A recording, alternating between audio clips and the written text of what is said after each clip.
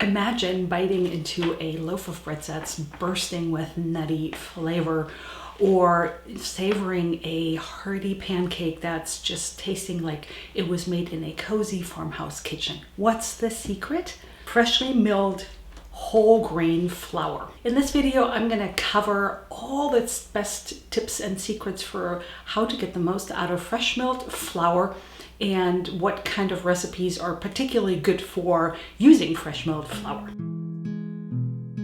You might be wondering, why would I use fresh milled flour? Well, it's pretty obvious. First of all, I absolutely love the taste. There is a deeper, earthier, nuttier flavor to the taste, and it's a little bit more real, and we just absolutely love it. And then even more importantly, the nutritional profile. You see, when you freshly mill flour, you have all the vitamins and minerals in it and the enzymes. And once you store flour for a while, you often lose a lot of nutritional content, and what you can buy in the store may not exactly be 100% whole grain flour. I've talked about this on this channel before, that a whole grain contains the outer layer, the bran, the inside, the kernel, which is mostly starches, and then the endosperm, which is mostly oils. And those oils can go rancid once you mill the flour.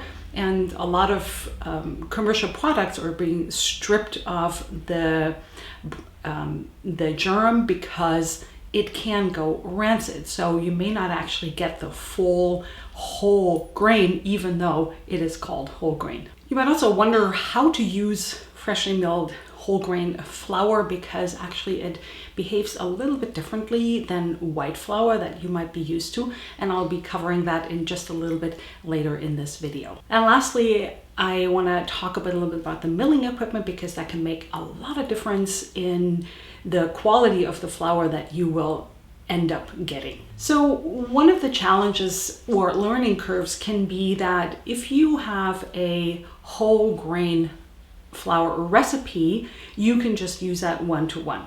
Oftentimes people would like to use a recipe that uses white flour and then just substitute the whole grain flour into it, and oftentimes the result is not the same as what you would expect, and partly that is the taste.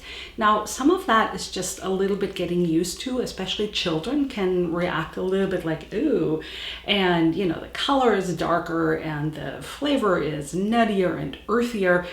But there's a few things that you can do that actually make it a little bit easier for children to get used to eating whole grain flours. And one of those is that you gradually switch over the flour. Instead of making a recipe that uses 100% white flour and replace it with 100% of whole grain flour, you can maybe add 10% and then 20% whole grain flour, and then gradually switch over. And then some people just are completely fine with using 50% whole grain and then using the rest white flour, because you know, they want the best of both worlds. So that's something that I think is best to be figured out if you experiment a little bit with it and see what happens. The other challenge can be that whatever you bake can be a lot denser if you bake it with whole grain flour. And again, so what I suggest is you start with a small ratio of whole grain, and then you might have to use a little bit more liquid, because the bran will absorb liquid and the dough will just behave initially just like your regular recipe dough, but then it absorbs the moisture and then becomes a little bit stiffer. So I would always add a little bit more, depending on the recipe. You can add a little bit more liquid later in, you know, once you're making the recipe and once you have the dough sitting around for a bit, depending on what kind of dough it is. But also, you can also just from the get-go, just add maybe 5% more liquid.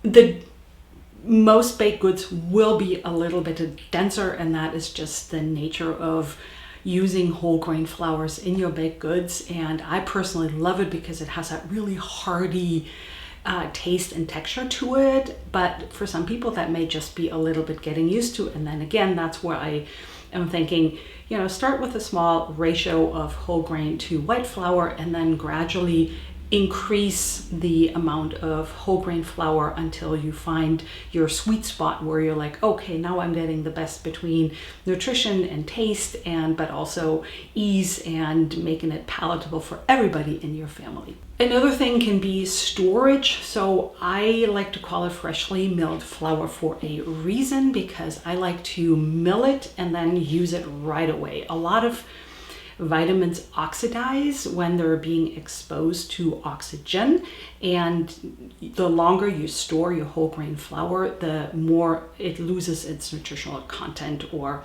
vitamin content. There's a few things you can do. I mean, obviously, if you mill your flour the night before and use it the next day, it's not going to be so obvious, but you can always refrigerate your flour, or better yet, freeze it if you want to mill a whole lot at one point and then store it and use it later, or have a milling session. Another challenge can be investment. So how do you end up with whole grain flour? If you're dabbling in whole grain flour and want to see if it's something you want to use long term, I often recommend people use their Vitamix or high-speed blender for milling the grains. I don't recommend that long term, because through the grinding, you actually create a lot of heat, and heat also causes a lot of loss of nutrients. So that's something that I would do in a pinch with maybe a small amount. But if you're looking to actually mill a larger amount, I recommend you invest in a grain mill. And there are various different models out there, and also grinding mechanisms. And this is another one. If you're really serious about it and you are interested in retaining as many of the nutrients and you're doing it for health reasons, I recommend you look into a high quality grain mill, such as, for example, the mock mills. I have an entire video about the mock mills that I will be linking here. You can check that out. I'm also going to drop a link in the description box for you below. The difference between these and other grain mills is that many grain mills have a steel grinding mechanism.